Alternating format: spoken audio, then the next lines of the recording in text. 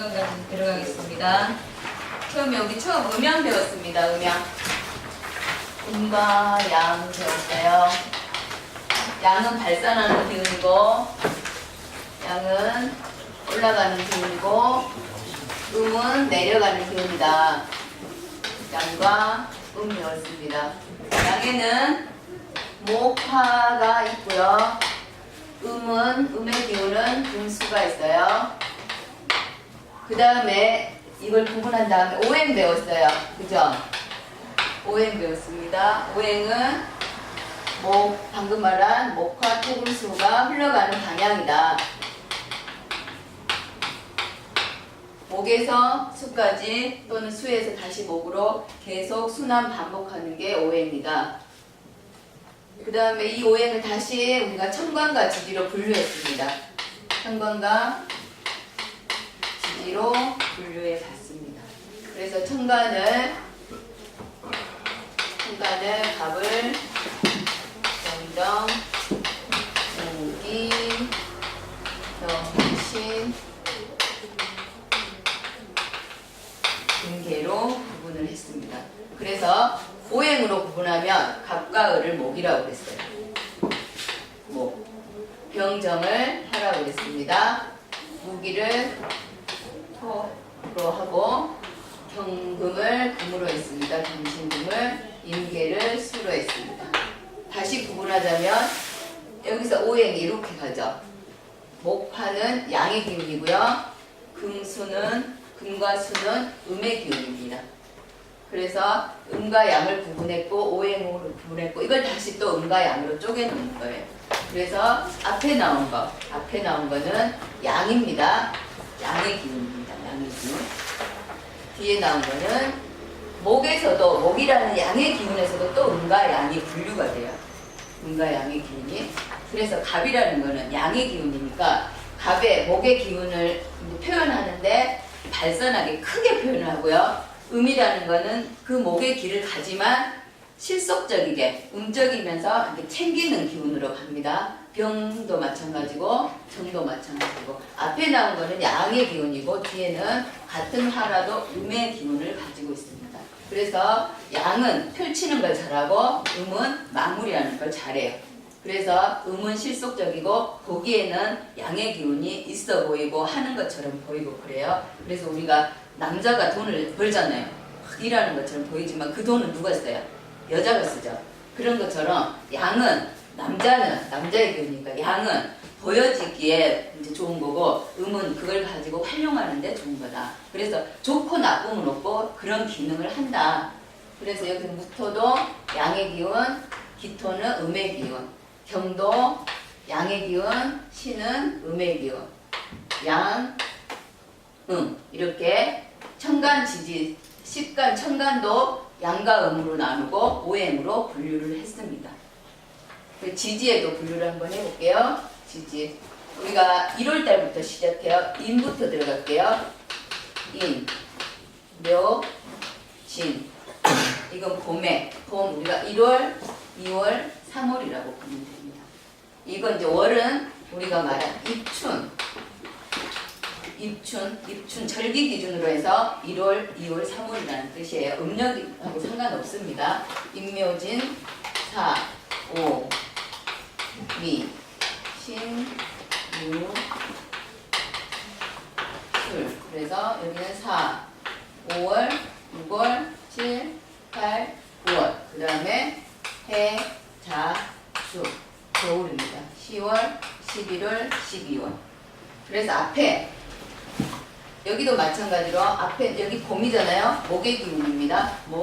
봄이기 때문에 1월, 2월, 3월 우리가 봄이에요. 계절 감각을 익히세요. 봄입니다. 4, 5미 여름입니다. 여름.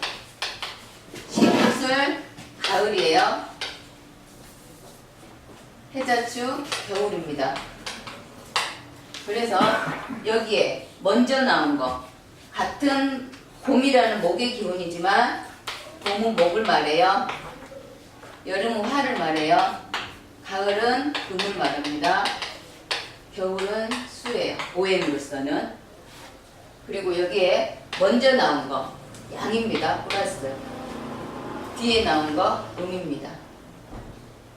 여기도 사 양입니다. 뒤에 나온 거 신 플러스 마이너스 그 다음 해도 술에 플러스 음이면서 양의 기운을 가진 거예요. 자는 양의 수. 지지에서는 중간 계절의 끝부분에 토가 자리하고 있습니다. 토가. 이렇게 토가 자리하고 있습니다. 그래서 목, 화, 금, 수 중간중간 환절기 기운이 토입니다. 그래서 목화토금수가 여기 들어있고 천간에서도 목화토금수가 들어있습니다. 이게 다른 게 천간은 양 다음에 중간에 토가 역할을 옮겨주는 역할을 해요. 양기를 치열한 양기를 금수로 내려가는 중간 역할을 하는 거고요. 계절에서는 지구에 내려오면서 사계절로 분류를 해요. 그러면서 계절 바뀔 때 넘겨주는 역할을 하는 게 그 천간의 토와 지지의 토가 조금 다른 면이 있습니다. 그래서 천간은 약간 기운이 순수해요. 뭐 뜨거우면 뜨거운 대로, 차가우면 차가운 대로 그 중간에 조절하는 토의 기운 이렇게 있지만 지지에서는 사계절이라는 부분이 있기 때문에 조절하는 역할. 봄에서 여름으로 넘어가는 토, 여름에서 가을로 넘어가는 토, 가을에서 겨울로 넘어가는 토, 또다시 겨울에서 봄으로 넘어가는 토. 각기 토가 자리하고 있지만 토의 기능이 다 다릅니다. 그래서 인생살이에서 이런 토의 역할이 변하면서 변화무쌍한 일이 일어납니다. 그리고 또 앞에 있는 인이라는 거는 계절 봄이잖아요. 우리 계절 중에도 계월이 3개가 있잖아요. 그죠? 봄이라는 3개가 있는데 그 중에서도 이 인이라는 거는 계절을 시작하는, 봄을 시작하는 그런 기능이에요. 시작하니까 할 일이 많아요. 할 일이 되게 많죠. 아무것도 없는 데서 시작하려고 하면 할 일이 되게 많습니다. 그래서 인 안에는 여러 가지 기능이 내포되어 있어요.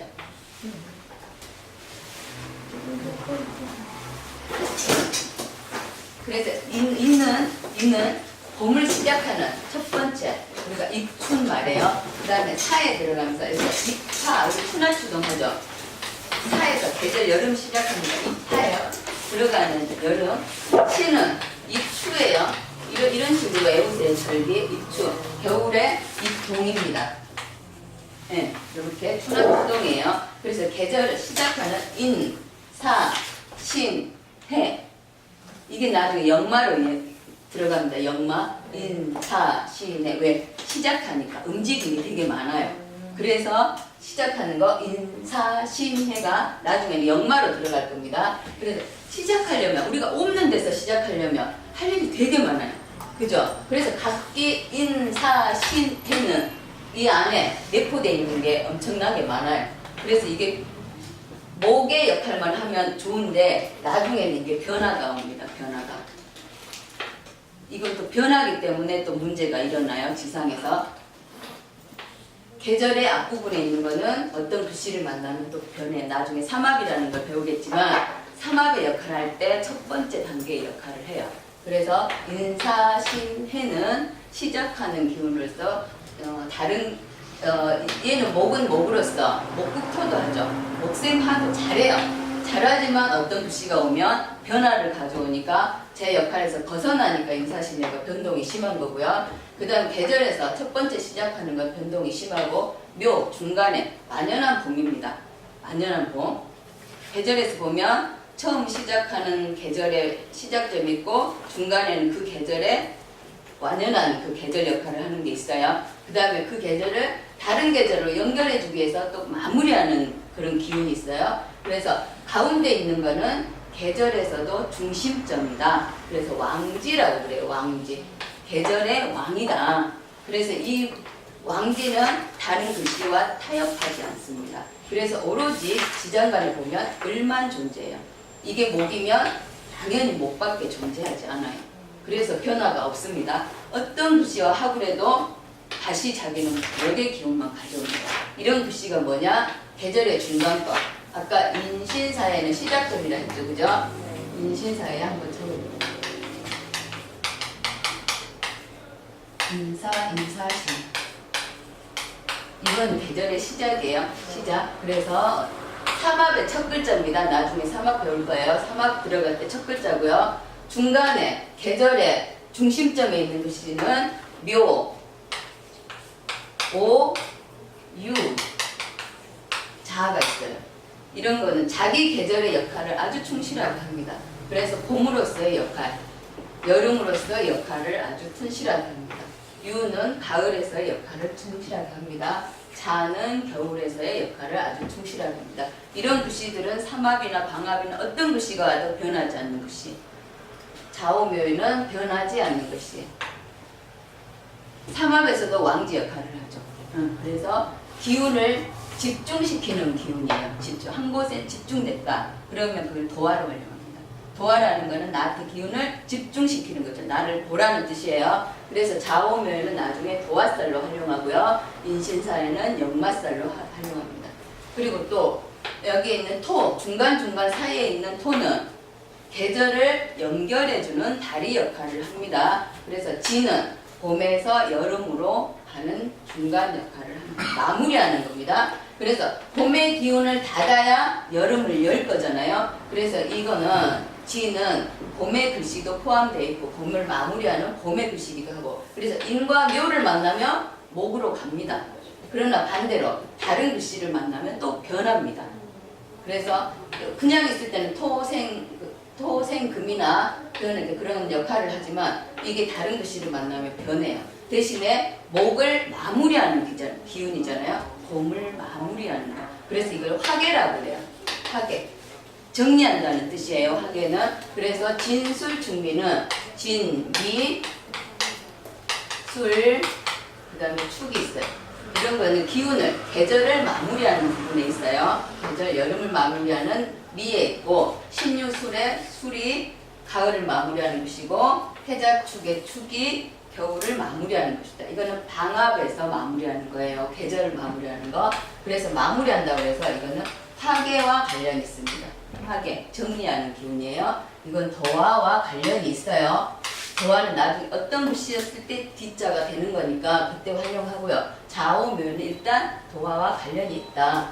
인사신에는 시작과 관련이 있어서 변화가 많으니 역마랑 관련이 있다. 그래서 그냥 이렇게 외우세요. 인신사의 역마. 좌오묘 도화. 그 다음에 진술충미 화계랑 관련이 있다. 그래서 화계는 종교랑도 관련이 있다. 정리하니까. 인생을 정리하고 그런 거기 때문에 화계랑 관련이 있다. 그럼 여기서는 조금 전에 말한 것처럼 어떤 기운을 마무리했어요. 마무리했다는 거 이 안에 무덤에 가둬놨다는 뜻이거든요. 그래서 나중에 진술충미를 보면 어떤 기능의 고 또는 묘지 이런 말을 씁니다.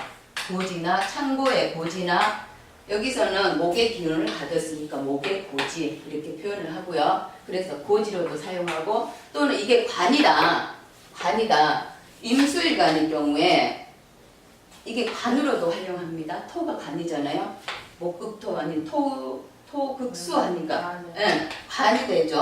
그래서 때로는 이런 글씨들이 관고 또 그래서 남자의 무덤, 남편의 무덤 해서 이런 글씨가 또 이런 토는 중간에 또 백호든지 뭐 괴강이라든지 이런 식으로 살에 많이 적용이 돼요. 왜냐하면 이런 기운을 가둬놨기 때문에 흙이라는 거는 파느낌이 어떤 게 나올지 모르잖아요. 그래서 이제 토 기운은 그 살 부분에 들어가면 살 기능을 상당히 많이 합니다. 그래서 상부살, 상처살 또는 백호살, 괴강 이런 식으로 진술충미는 지지에 다 토를 빨고 있습니다.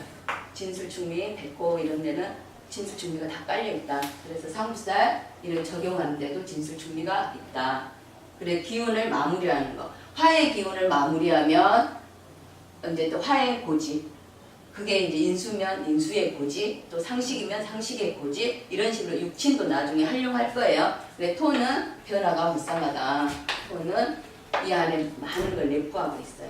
여기 시작하느라고 시작하는 기운이니까 시작하기 위해서 많은 걸 가지고 있고 이건 마무리하는 데서 가둬 넣는 것 때문에 변화가 많고 대신 좌오묘에는 제 글자만 고수한다.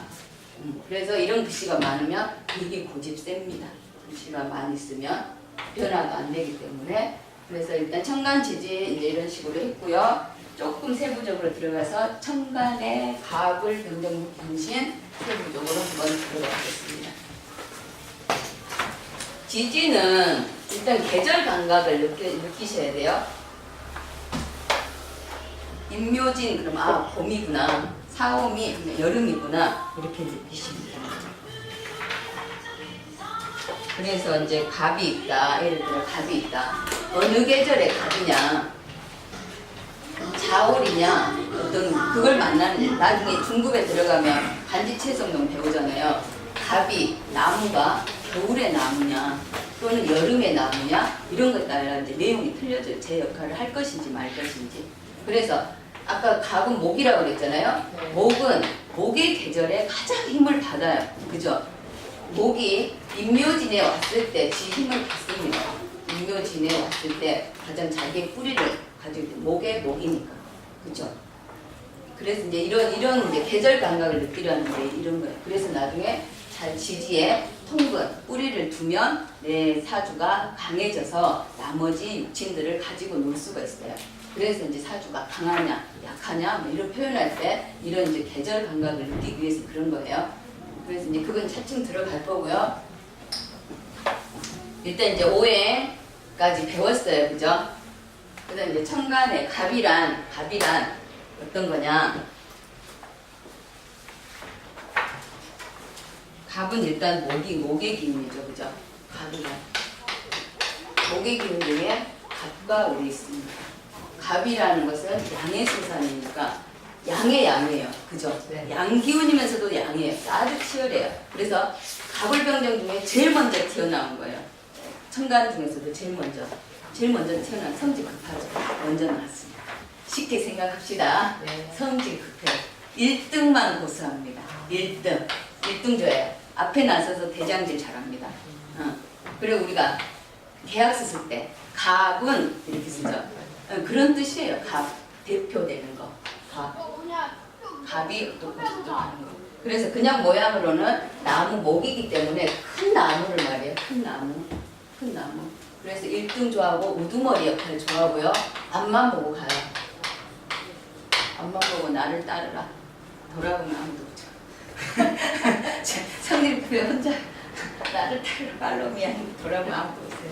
미래지향적이다. 그래도 나중에 하다 보면 돌아보면 아무도 없으니까 자기가 잘못한 거 모르고 나무 탓만 합니다. 왜 나를 안 따라갔노? 안 따라주노? 하죠. 그래 이제 심지가 굳으니 우리가 그 불어지열정, 뭐 흔들리지 않는다 뭐 이런 뜻이죠. 그런 이제 갑의 성질을 가진 사람은 그래요.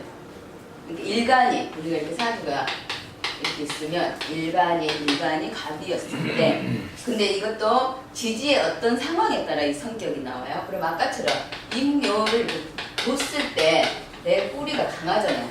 그랬을 때 이런 성향이 나온다는 거지. 밑에 다 다른 게 있으면 다른 성격이 나오겠죠. 그러니까 일단 일간을 갑으로 뒀을 때 이런 성향이 있다. 일간이 갑이었을 때 우두머리 성격이고 펼치고 대신에 꾸밈이 없어요. 처음 나온 거라 순수해요. 대신에 미래 갑을병정 계속 가야 되니까 성질 급하고 미래지향적이고 바쁩니다. 이런 사람입니다. 1등 잘하고요. 이제 이런 기능을 하면서도 을은 얘는 앞만 보고 간다면 얘는 살펴면서 가요. 목적을 달성하기 위해서는 돌이나 바위가 있으면 피해서 갑니다. 그러니까 목적을 가기